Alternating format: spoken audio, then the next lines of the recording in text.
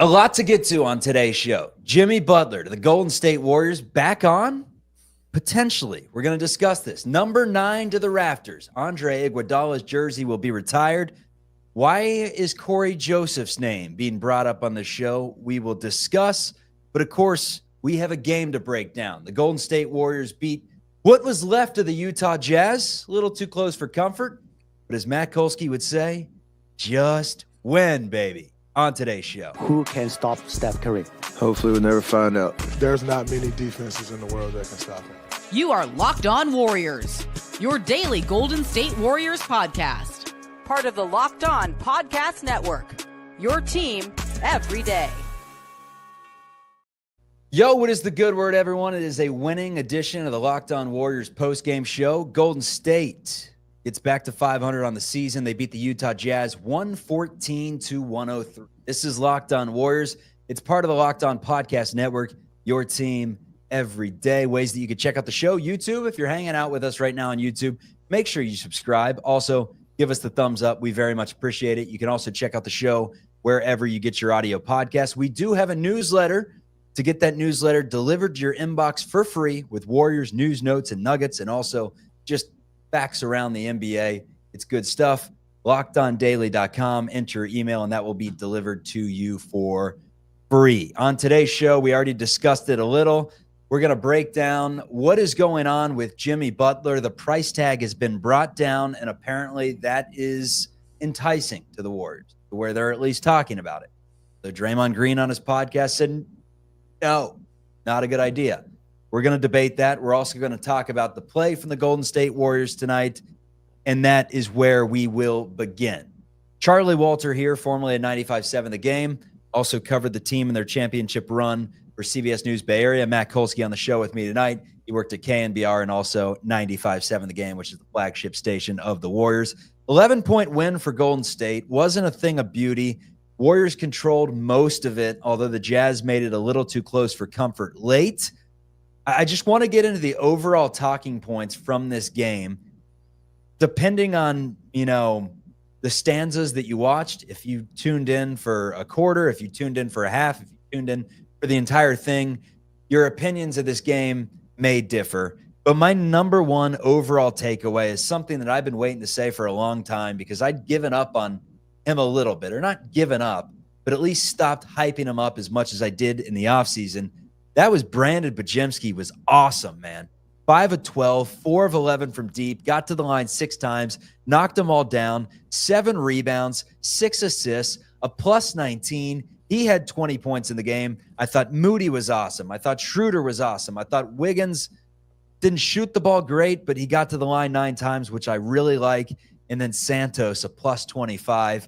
Those are numbers that you see next to his name, positive, when he goes out there and just hustles.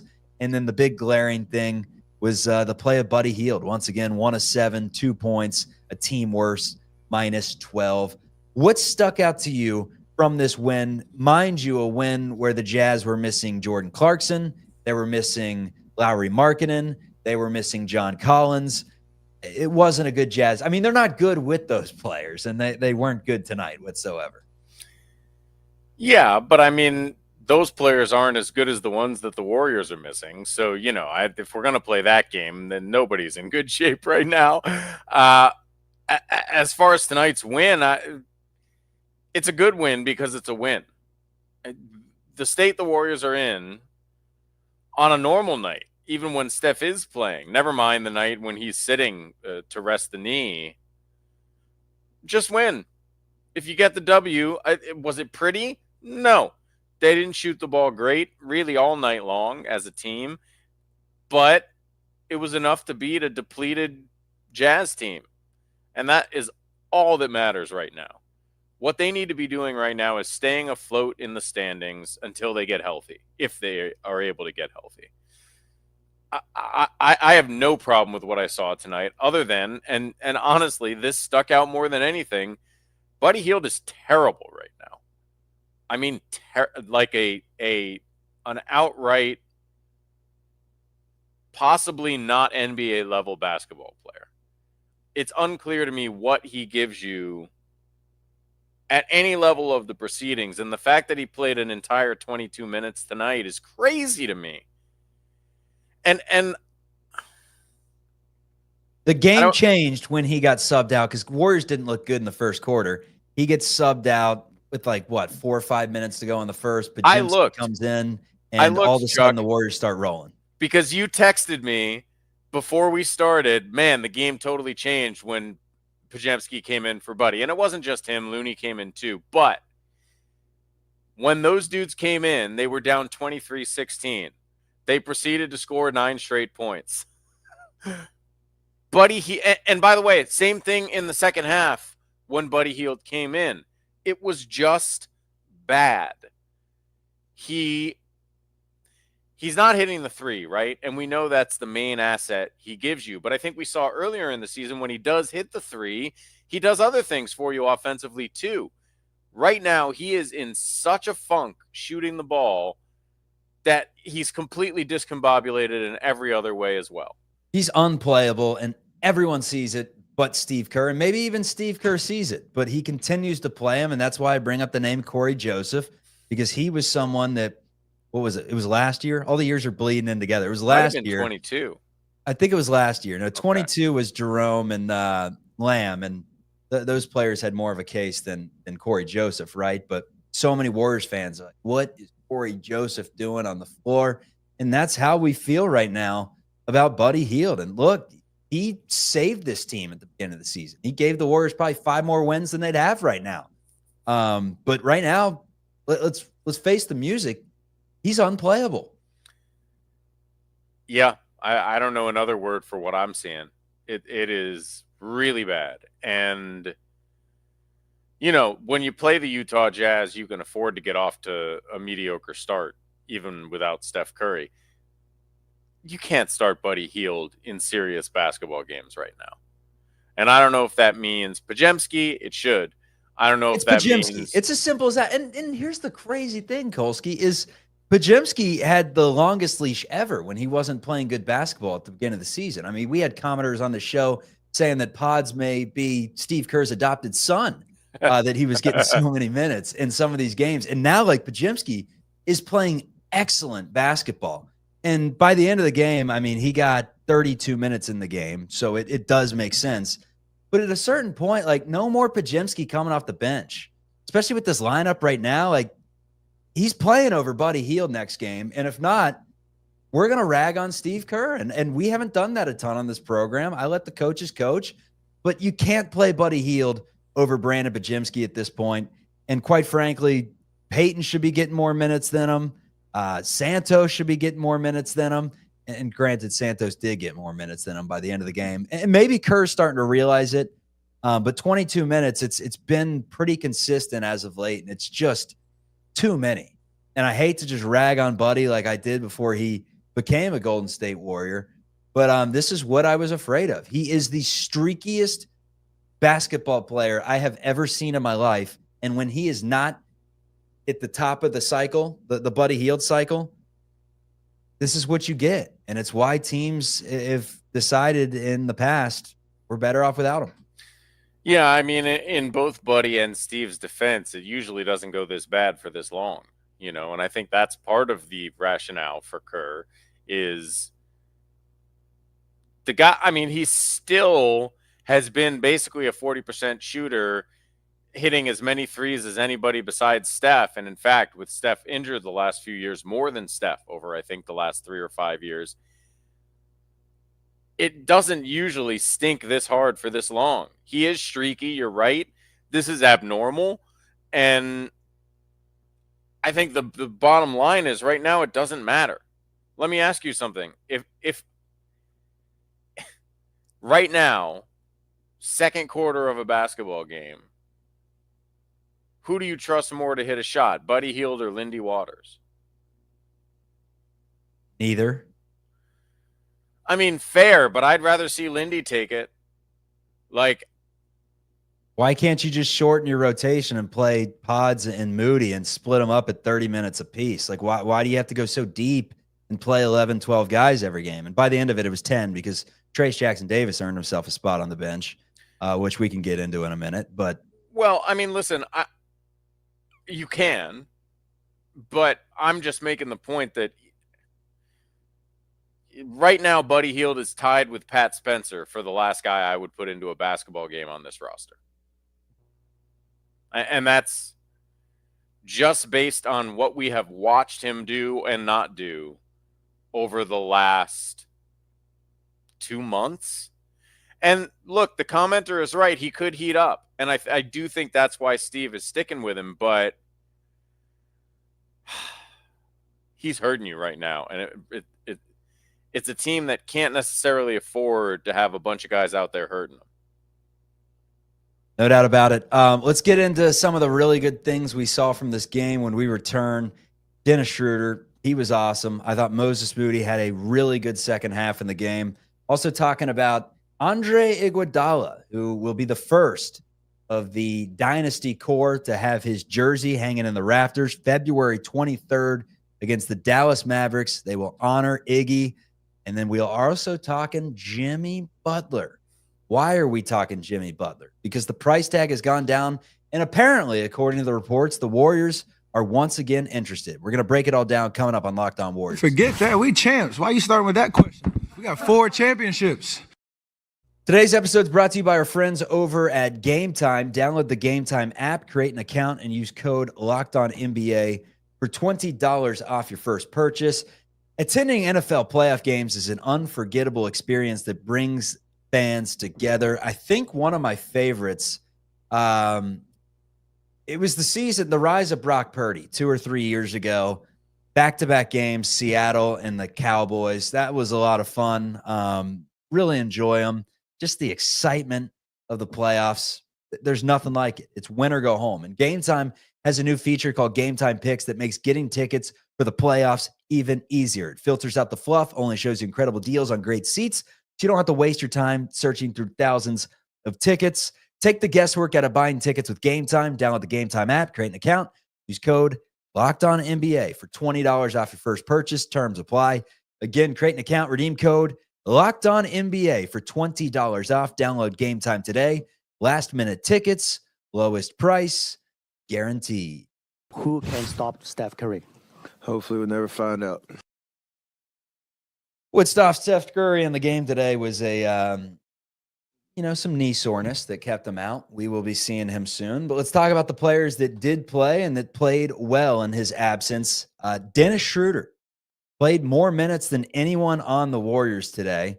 Went for 34 minutes in the game today. And that's missing some time due to the injury. I guess let's start there before we get to the good play. What was your reaction when you see another Warrior go down? It looked serious. Schroeder goes to the locker room. Kalina was describing it as like, what was he saying? He was saying like that it was almost just the fact that it looked so scary was the reason why he thought he may have been hurt. It was just like a traumatic looking injury. Yeah. Where he got to the locker room, walked on it, and he's like, I'm actually not hurt. I just thought it was going to be bad. But your initial reaction when you saw him go down, because Warriors can't have that. Terror. The last thing I want to be doing is watching a terrible team play basketball 3 times a week. I mean, there are times, and the Warriors have had these seasons before in my decade covering them, where you're just like, ugh, it's going to be one of those years, isn't it? And they've avoided, other than Melton, the super serious injury thus far, just enough for you to kind of still believe that something is possible here. And by something is possible, playing. I mean, postseason basketball, we'll see. Fair. But get a healthy Warriors into postseason basketball, and I'm interested in seeing that, right? Are they going to win a title? Almost certainly not. Could they be interesting and make some noise in the postseason? I still believe they can if healthy.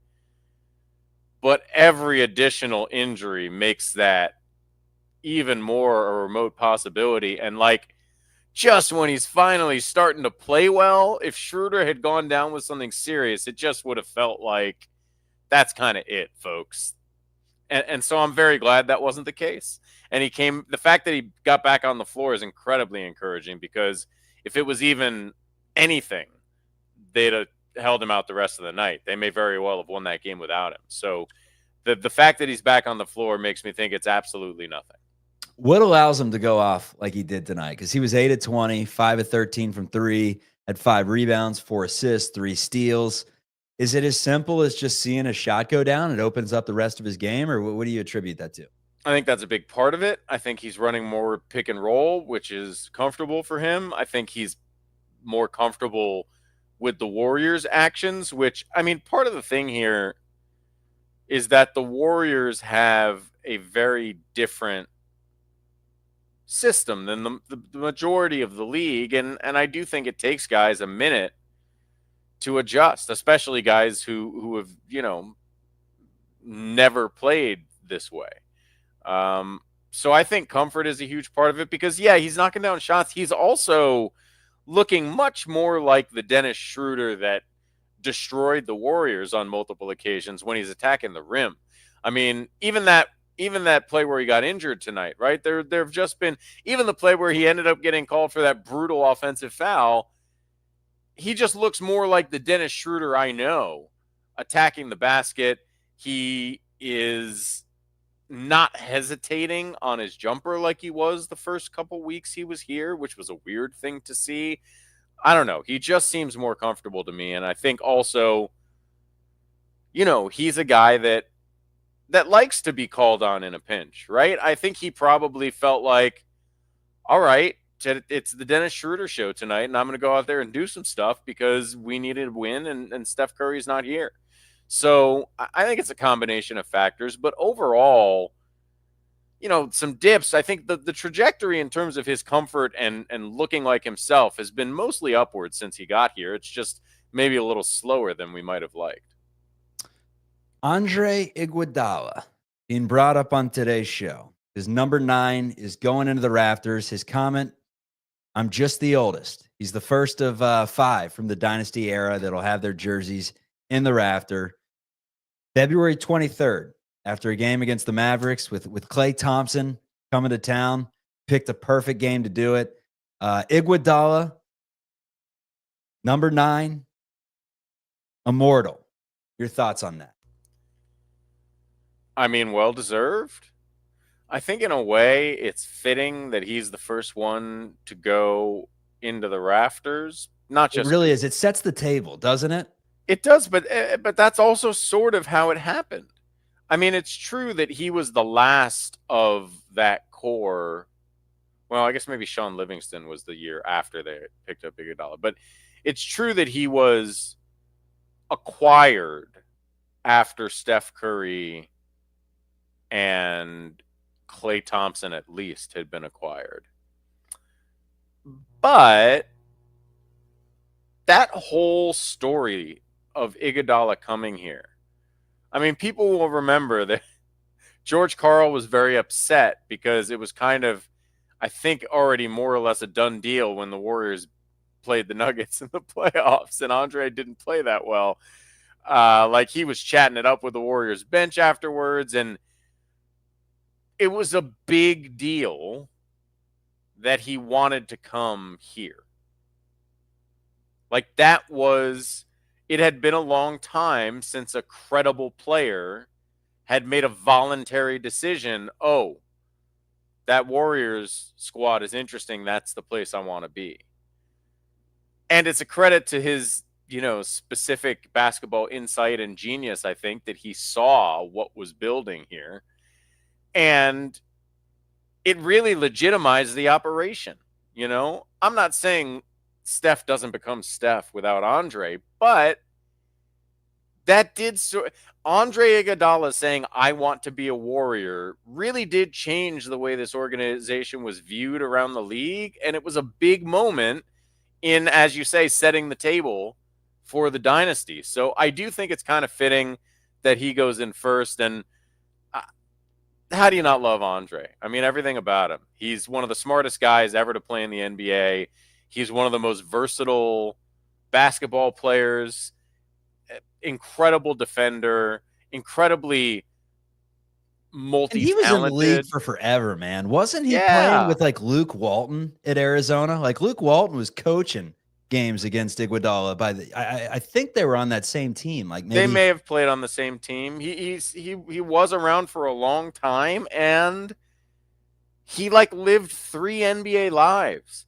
He had a whole stretch. and he was essentially the coach in 21-22. He was a player coach that probably attributed to that championship in some way. Yeah, On the bench, you know? definitely more of a factor than his playing time might have suggested that season. Yeah, for sure. And he goes from kind of being a square peg in a round hole, trying to be the leading scorer in Philly, to like this almost AK-47 like multi-talented guy in Denver, and then comes here to play the experienced veteran who does just enough to get the job done, and kind of is the linchpin to a lineup that changed the NBA. I mean, you can't write the story of the dynasty without Andre, and the Bay Area loves him for good reason.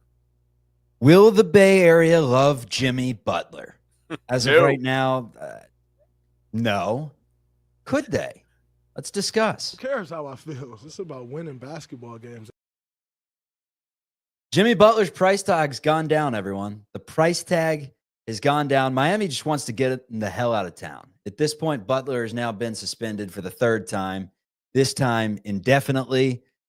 The price tag has significantly dropped, and because of that, according to Shams, Jimmy Butler is back on the table. What Miami would want in return, you would imagine draft capital would be part of it. But the big thing is they want lesser deals. They want expiring contracts. They want to get money off the books. Golden State obviously has that. The question is, if it's actually in play, how would the Warriors make the financials work? Is they've now re-entered the market. Here's what Draymond Green had to say about it on his podcast with Baron Davis. Quote, "It's hard to trade a guy that makes $52 million a year. For instance, if you look at our roster, say you want to trade for Jimmy with the least amount of players that you could on our roster, that means you got to trade Jimmy straight up for Steph Curry, or you have to trade Jimmy for me and for Andrew Wiggins. I don't think you're going to do that. So now you start looking at you've got to trade like 5 guys for 1 guy. Then you start getting into needing a 3rd team because now you got to clear roster spots. It's hard to trade. And another thing is, people don't understand in this league, when you start talking trades, great players don't get traded. That just don't happen.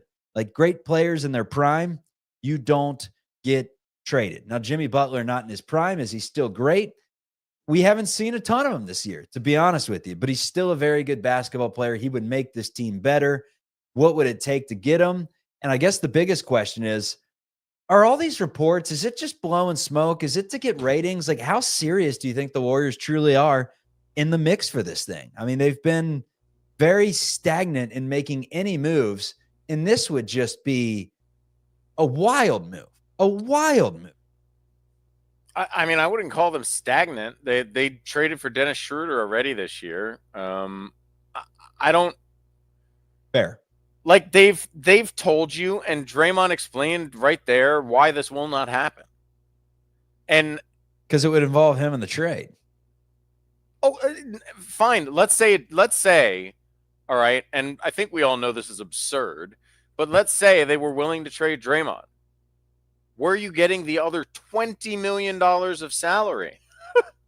Like, it's not just Draymond for Jimmy. It's Draymond and it's Draymond, it's Dennis, it's Peyton, and it's Looney.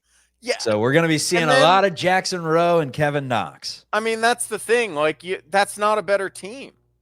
There is no way to trade for Jimmy Butler and improve your team. Now, why are they in the mix? Is they're it not. just? I don't believe it.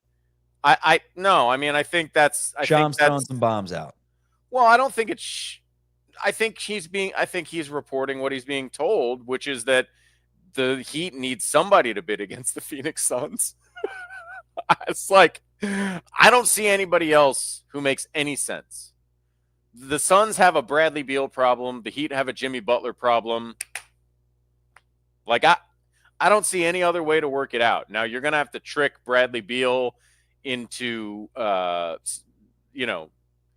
his no trade clause, signing that away, however that works. Maybe you can how the process servers trick people into accepting their divorce papers and stuff. Maybe there's a way you can do that with Bradley Beal to get him to accept the trade out of town. Miami is also warm. He doesn't seem to care about basketball, so maybe you can sell him on South Beach. I don't know.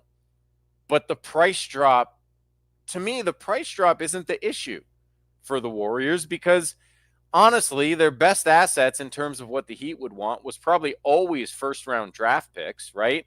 The problem was not necessarily the price of Jimmy Butler. It was the cost of Jimmy Butler. In other words, matching salaries is the issue.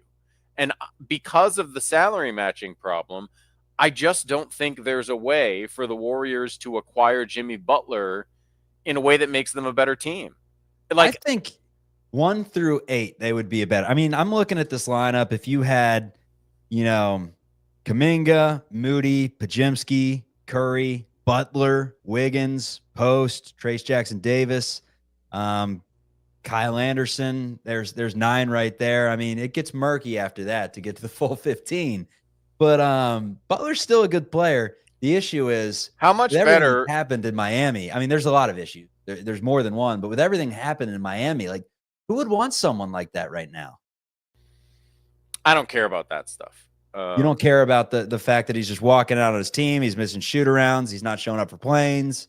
I mean, if you're going to start caring about that, you'll never be able to trade for a good player, because that's the only way that good players get traded, right? If you don't force your way out of town, you're not getting traded. Is this so much worse than what Anthony Davis did in New Orleans to get traded to the Lakers? I don't know. I don't love it, but I'm not too worried about it. What I'm worried about is, can he stay on the floor, right? Because certainly, let's just say, for the sake of argument, and again, this is not possible, but let's say you could trade Andrew Wiggins straight up for Jimmy Butler. You're getting 7 years older. You're certainly getting a more proven crunch time scorer. But on defense, I'd say it's probably a wash right now. So is crunch time scoring the most important thing to add to this team? I don't know. Maybe it's that important. But, boy, if you trade 3 or 4 guys from an already shorthanded roster injury-wise for Jimmy Butler, and then he turns an ankle, you're really going to be in crap. So I love Jimmy on a personal level, and I would love to see him with Steph and Draymond. But if it costs you, and if it's Wiggins and Buddy and Looney and Schroeder, why would Miami do that? You'd think they could do better than that.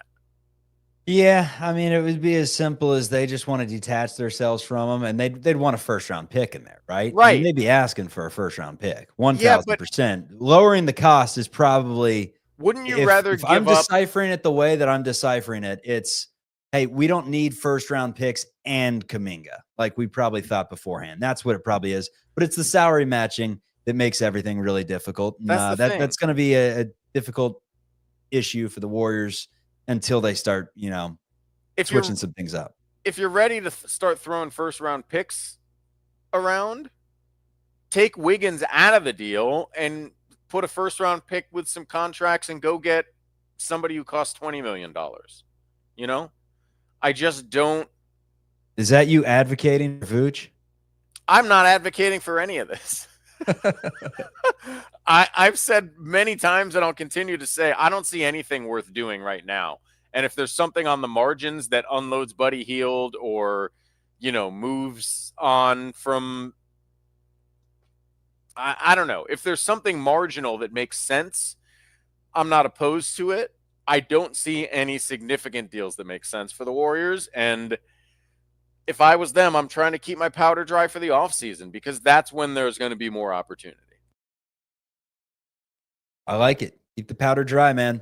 Matt Kolsky, Chuck Walter, this is Locked On Warriors. Golden State gets the W over the Utah Jazz, 114-103. Next up for Golden State, it is a Thursday night game with the no, it's not. It's a Wednesday night game. Tomorrow, baby, right back at it. Wednesday night game with the Oklahoma City Thunder. Warriors need Steph Curry, no doubt about it. Although the last time that Steph Curry did not play against the Thunder, Warriors gave him a really good fight until the final minute of that game, but they had Jonathan Kuminga, they had Draymond Green, I believe.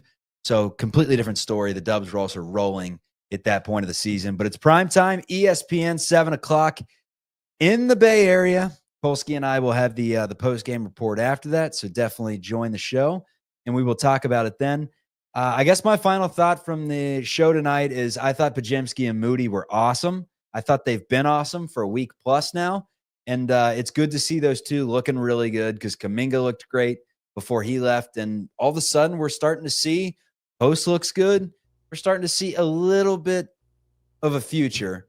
At the same time, life without Steph Curry and Draymond Green did look ugly for a lot of tonight.